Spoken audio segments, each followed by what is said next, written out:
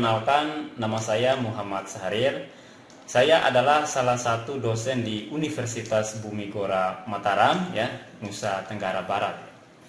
Tahun ini 2024 saya adalah salah satu dosen yang eligible Serdos, ya, dan video ini adalah salah satu syarat untuk itu, ya. Oke, saya adalah salah satu dosen praktisi di Universitas Bumigora Mataram. Jadi saya adalah dosen yang biasa mengembangkan dan membuat software, ya. Oke. Bidang keilmuan saya adalah teknik informatika. Konsentrasi keilmuan saya adalah data mining, software engineering, dan email processing. Jadi untuk pengajaran saya, publikasi karya, penelitian itu paling banyak di data mining dan software engineering, ya. Oke. Untuk jabatan fungsional saya saat ini adalah lektor 300. Saya diangkat jadi dosen tahun 2019, ya. Jadi untuk eligible Serdos dan jabatan fungsional alhamdulillah tepat waktu, ya. Oke. Terus selanjutnya adalah saya home base-nya di program studi S1 Rekayasa Perangkat Lunak, ya. Jadi mata kuliah yang saya ajar itu umumnya adalah mata kuliah praktik, ya. Jadi mata kuliah yang banyak unsur praktikumnya, ya. Jadi mata kuliah yang sedikit konsepnya. Oke, umumnya mata kuliah yang saya ajar biasanya di semester atas, ya, itu berbasis project, ya. Contohnya yang saya angkat sebagai mata kuliah pokok ini adalah pemrograman berbasis client server. Oke. Jadi mata kuliah pemrograman berbasis client server itu adalah gabungan dari beberapa mata kuliah. Jadi pemrograman berbasis client server itu ada 4 mata kuliah prasyaratnya, yaitu sistem basis data, pemrograman desktop, pemrograman web, dan pemrograman mobile, ya. Oke. Jadi pengalaman saya, proyek-proyek yang saya buat di luar itu umumnya, ya, saya selalu tuangkan ke dalam mata kuliah yang saya ajar, ya. Jadi RPS yang saya kembangkan itu umumnya RPS berbasis project, ya. Jadi mata kuliah itu berbasis project, saya tuangkan ke sana. Sebagai contoh misal, ya, di RPS pemrograman client server saya mengambil contoh adalah program lesehan, ya. Nah, seperti tampilan ini adalah program lesehan. Ini programnya sudah jadi. Dan ini yang akan saya ajarkan ke mahasiswa untuk 1 semester ke depan, ya, untuk pemrograman berbasis client server. Ini adalah real di lapangan. Saya mengerjakan proyek ini dan alhamdulillah proyek ini sudah selesai, ya. Enak rasanya saya sambil ngajar, ya. Terus apa yang saya ajarkan itu adalah pengalaman saya. Jadi harapan saya nanti mahasiswa bisa belajar dari pengalaman saya dan mengimplementasikan ke kehidupan mereka, dan akhir dari mata kuliah pemrograman client server itu mahasiswa mampu menciptakan produk, dan produk itu bisa digunakan oleh masyarakat, seperti itu, ya. Oke. Nah, kita masuk ke RPS, ya. Di sana nanti saya akan menguraikan RPS sesuai dengan mata kuliah pokok yang saya pilih, yaitu pemrograman client server. Bismillahirrahmanirrahim. Assalamualaikum warahmatullahi wabarakatuh.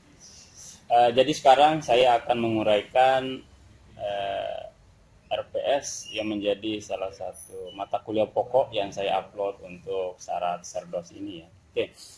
Saya adalah salah satu dosen di Universitas Bumigora Mataram, ya. Tepatnya di Fakultas Teknik. Home base saya di program studi S1 Rekayasa Perangkat Lunak, ya.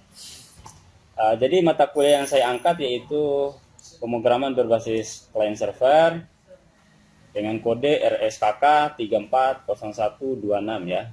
Rumpun mata kuliahnya adalah rekayasa perangkat lunak. Bobot SKS-nya adalah 4 SKS, ya. Ini semester 6.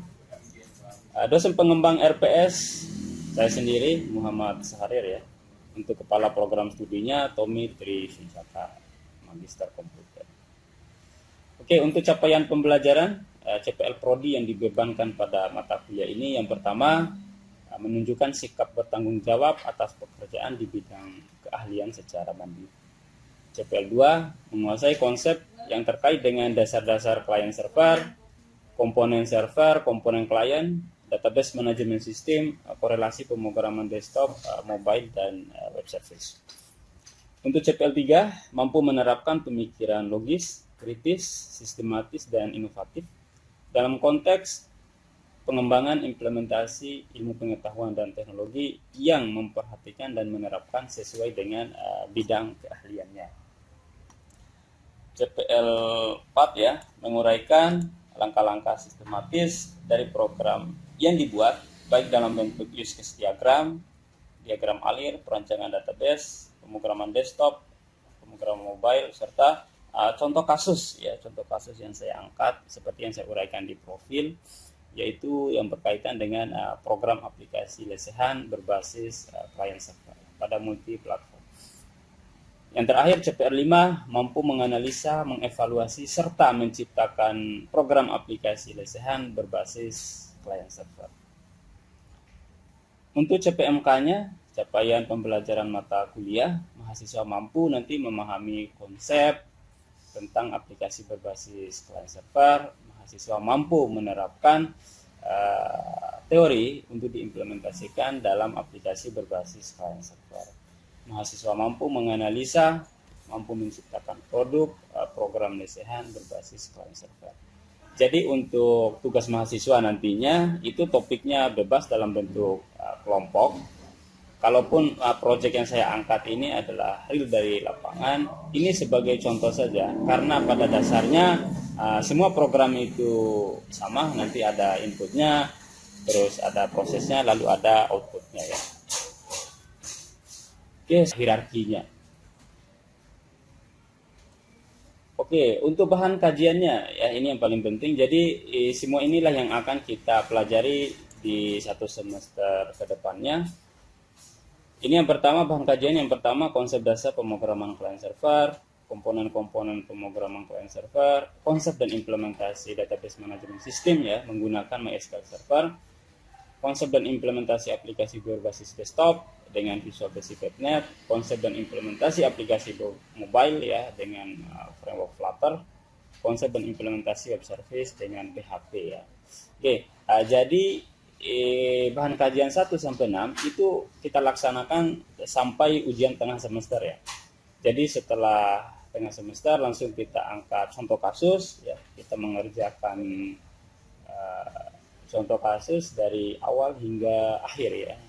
Nah, sehingga di akhir perkuliahan ini nanti harapannya mahasiswa mampu menciptakan produk yang siap pakai ya. Untuk pustakanya di sini yang utama, pertama buku konsep dan aplikasi berbasis client server dan sistem terdistribusi edisi 2006 penerbit di Jogja. Terus buku yang kedua, membangun aplikasi berbasis client server dengan VBNet 2010 ya, penerbit Andi Offset juga. Terus yang ketiga ini textbook bahasa Inggris ya, Beginning Apps Development with Flutter dari Raptain ya, Epres 2019. Sama Epres 2019 untuk textbook yang kedua yaitu Practical Flutter Android ya, dari Frank Azameti.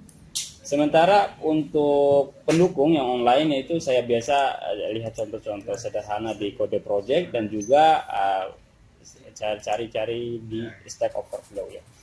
Adapun mata kuliah prasyaratnya ini ada 4 mata kuliah, ada basis data atau sistem basis data, ada pemrograman desktop, pemrograman mobile, dan pemrograman web ya.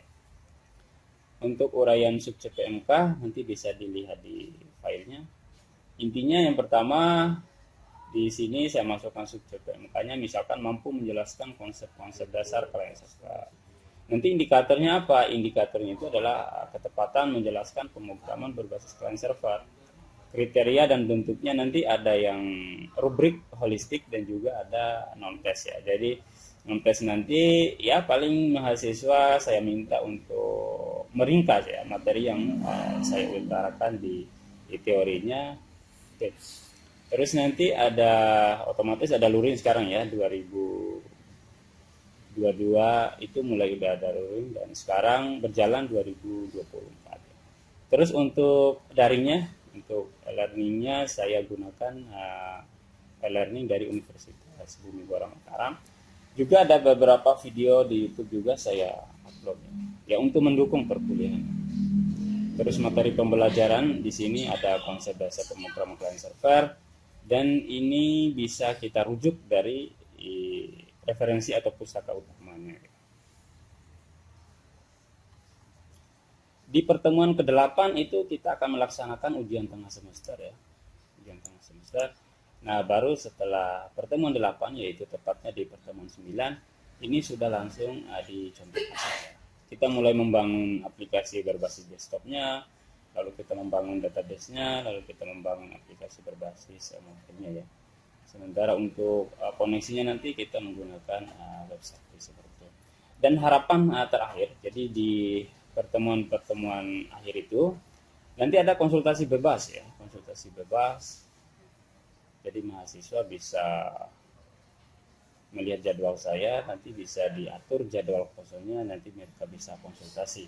Dan di akhir perkuliahan nanti untuk ujian akhir semesternya, nanti proyek yang dibangun dengan kelompok itu nanti didemokan dan dipresentasikan. Terus ada nanti tanya jawab ya, baik tanya jawab dari saya juga dari teman-teman sesama mahasiswa. Oke, mungkin itu aja untuk uraian RPS saya. Terima kasih. Assalamualaikum warahmatullahi wabarakatuh. Oke, bismillahirrahmanirrahim. Assalamualaikum warahmatullahi wabarakatuh. Oke, untuk pertemuan pertama dari mata kuliah pemrograman berbasis client server, mungkin kalau yang berkaitan dengan profil saya tidak perlu saya uraikan ya. Nah, jadi di sini saya akan memberikan gambaran kira-kira mata kuliah pemrograman berbasis client server kita akan ngapain aja satu semester ke depan nanti ya. Oke. Untuk penyusunan RPS ya, saya mengadopsi dari berbagai macam proyek yang saya buat ya, yang real di lapangan.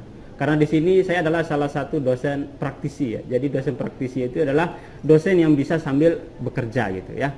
Oke, jadi apa yang saya tuangkan di dalam mata kuliah ini itu adalah hasil pengalaman saya di lapangan ya. Oke, mata kuliah pemrograman berbasis client server ini umumnya untuk semester atas ya. Ada beberapa mata kuliah prasyarat yang harus diambil sebelum mengambil mata kuliah ini ya. Jadi ada 4 mata kuliah prasyarat. Pertama, sistem basis data. Yang kedua, pemrograman desktop. Yang ketiga, pemrograman web service nanti, dan pemrograman mobile ya. Dan di sini kebetulan saya home base-nya adalah S1 Rekayasa Perangkat Lunak ya. Ini profil singkat saya ya. Nama lengkap saya Muhammad Syahrir, NIDN 0813038701 ya. Jabatan fungsional saya sekarang adalah lektor 300 ya. Di situ ada email saya. Bidang keilmuan saya adalah teknik informatika. Konsentrasi keilmuan saya adalah data mining dan software engineering ya. Jadi pemrograman berbasis client server ini masuk ke software engineering. Oke, adapun kajian materi. Jadi materi-materi inilah yang akan kita pelajari untuk satu semester ke depan ya. Poin pertama, ada konsep dasar pemrograman berbasis client server. Poin yang kedua, komponen-komponen pemrograman client server. Nanti komponen yang wajib di server itu apa, komponen yang wajib di klien itu apa ya. Itu nanti ada rincian-rinciannya ya. Lalu poin ketiga, konsep dan implementasi DBMS ya, atau kepanjangannya itu Database Management System ya. Jadi di sini saya menggunakan MySQL Server 5.5 ya. Terus poin berikutnya, konsep dan implementasi aplikasi desktop. Nanti kita menggunakan Visual Basic.net ya. Jadi nanti ada program desktopnya, ada program mobilenya, dan juga ada web service-nya sebagai penghubung antara database yang dipakai oleh desktop dengan database yang dipakai oleh mobile ya. Jadi seperti itu. Terus selanjutnya, konsep dan implementasi aplikasi mobile, kita menggunakan bahasa pemrograman Dart dan framework Flutter ya. Terus poin yang keenam, konsep dan implementasi web service. Kita menggunakan PHP, minimal PHP 7 ya. Nah, setelah itu kita masuk ke ujian tengah semester ya. Walaupun pada dasarnya nanti kita akan mengambil beberapa contoh kasus lalu kita tuangkan ya, tetapi real implementasinya itu setelah kita melaksanakan ujian tengah semester. Jadi nanti ujian tengah semester itu langsung mengambil contoh kasus. Dan kebetulan semester ini saya akan mengambil contoh kasus yaitu program lesehan ya. Karena ini program yang baru saya kerjakan dan selesai saya kerjakan ya. Nah, setelah nanti kita buat aplikasinya, lalu kita akan menganalisa dan mengevaluasi apa aja sih kekurangannya, apa aja yang belum terpenuhi, sehingga nanti kita bisa langsung uji coba ke lapangannya. Seperti itu ya. Jadi nanti teman-teman untuk akhir dari semester ini kalian bisa membuat project ya, menciptakan project itu nanti pakai kelompok dan kelompoknya satu kelompok 2 orang ya, seperti itu. Nanti misalnya kalau ganjil ya satu kelompok 1 orang. Seperti itu ya. Oke, untuk sistem penilaian ya, untuk sistem penilaian dari saya ini sudah disetujui oleh rektorat ya. Jadi sistem penilaiannya ini ada 4. Yang pertama kehadiran ya. Kehadiran itu minimal 70% dari total pertemuan kita, yaitu 16 pertemuan, 2 untuk ujian tengah semester dan ujian akhir semester ya. Jadi total belajarnya 4 ya. Oke. Jadi minimal 75% ya. Kalau di bawah itu langsung E ya. Langsung dapat E ya. Terus untuk penilaian kedua yaitu yang berkaitan dengan tugas. Sepanjang semester itu ada 3 tugas. Salah satu tidak dikerjakan, nilainya langsung E ya. Salah satu tidak dikerjakan. Jadi harus dikerjakan semua. Terus poin yang ketiga ya, atau penilaian ketiga yaitu ujian tengah semester. Dan yang terakhir adalah proyek akhir. Nanti proyek akhir dalam bentuk presentase, kalian demokan proyek yang telah kalian buat ya. Lalu nanti ada tanya jawab. Tanya jawabnya bisa langsung dari temannya, juga dari saya sendiri sebagai dosen pengampu ya. Terus persentase penilaiannya, kehadirannya saya ambil 10%, tugas 20%, UTS-nya 30% dan proyek akhirnya 40% ya. Jadi totalnya itu 100% ya. Oke, berikutnya kuliah kita ini berbasis proyek ya. Apa sih kuliah yang berbasis proyek ya? Kuliah berbasis proyek itu adalah salah satu metode belajar yang menekankan proyek sebagai sarana belajar dan mengajar ya. Proyek berdasarkan situasi nyata real di lapangan, sehingga kendala yang dihadapi adalah kendala real yang dihadapi di lapangan ya. Jadi metode pembelajaran ini tepat diterapkan pada mata kuliah berbasis praktik ya. Jadi ini selaras karena saya adalah dosen praktisi. Jadi mata kuliah yang saya ampu itu umumnya adalah mata kuliah yang praktik ya. Jadi yang banyak praktikumnya ya, yang sedikit konsep dan teorinya ya. Oke, lalu kita masuk ke analisa kebutuhan nanti ya. Jadi kan sebelum kita membuat proyek, jadi kita harus analisa dulu data dan kebutuhannya ya. Jadi analisa data dan kebutuhan adalah proses penting dalam pengembangan sistem informasi atau program aplikasi. Proses ini nanti melibatkan beberapa langkah kunci untuk memastikan bahwa sistem ini akan dibangun ya, memenuhi kebutuhan pengguna dan diharapkan berjalan efisien ya.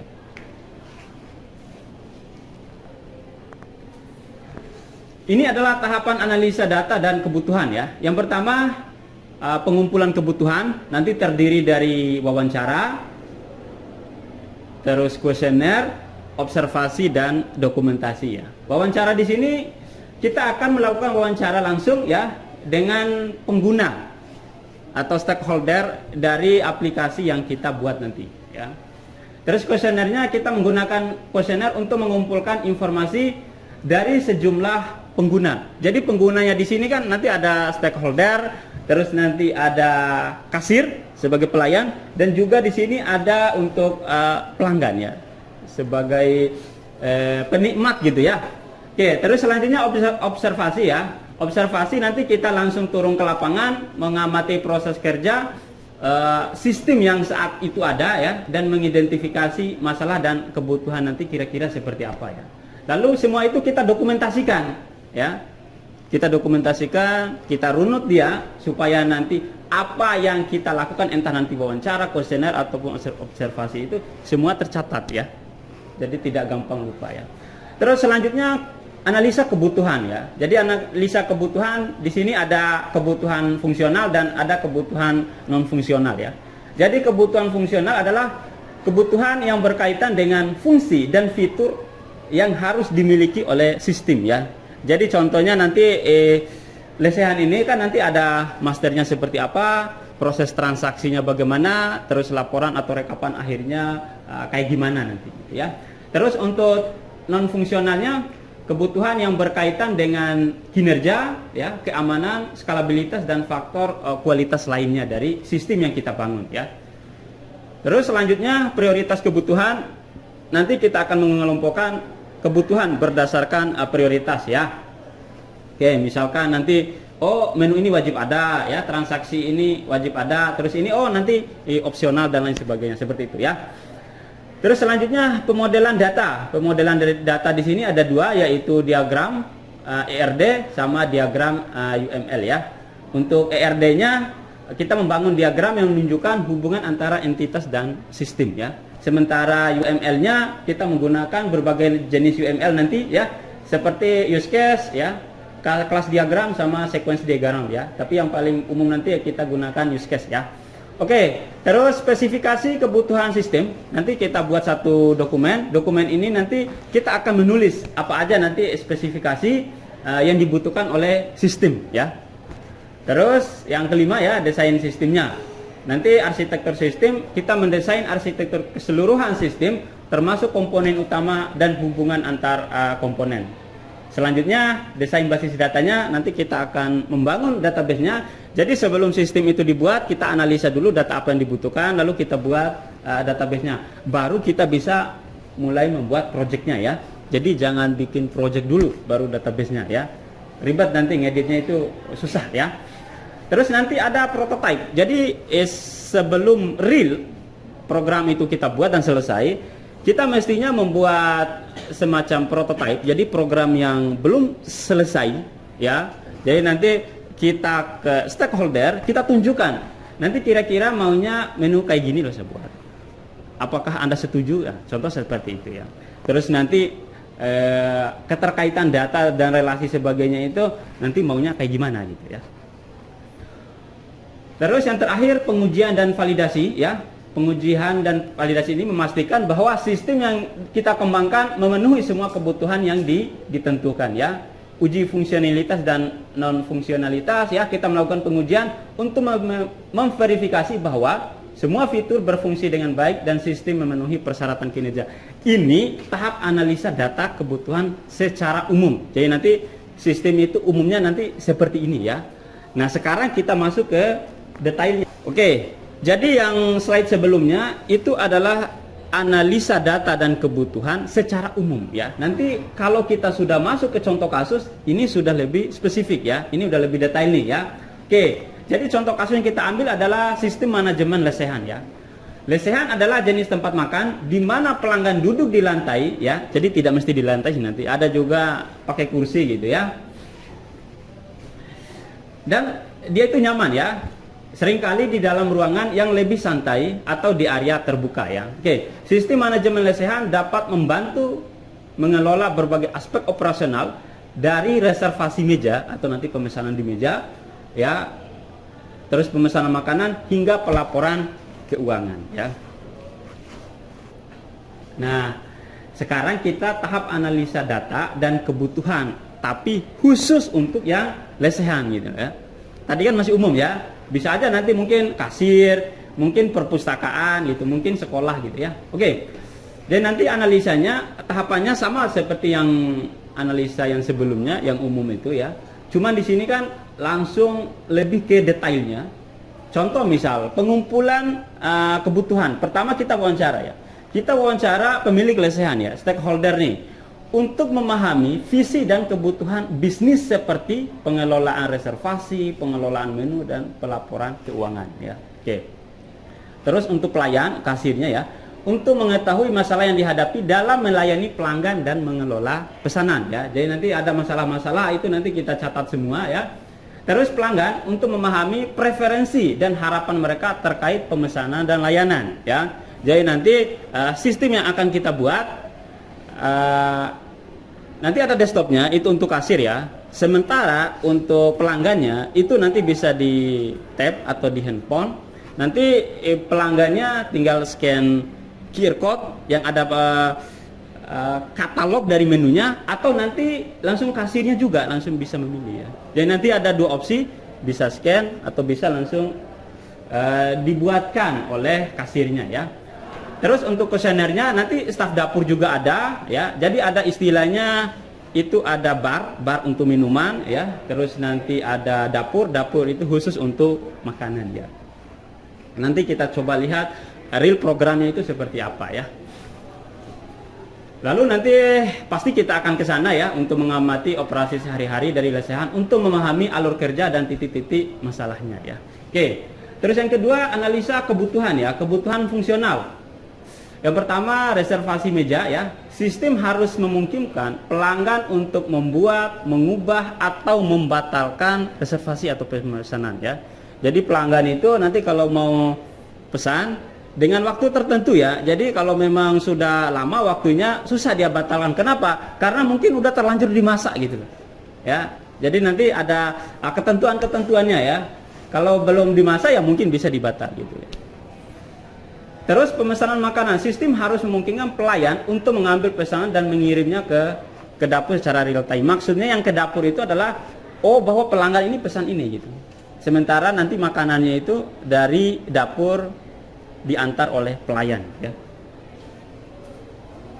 Terus manajemen menu ya, sistem harus memungkinkan pemilik untuk menambah, mengubah atau menghapus item menu ya. Jadi nanti kan ceritanya yang kita buat itu adalah dinamis ya.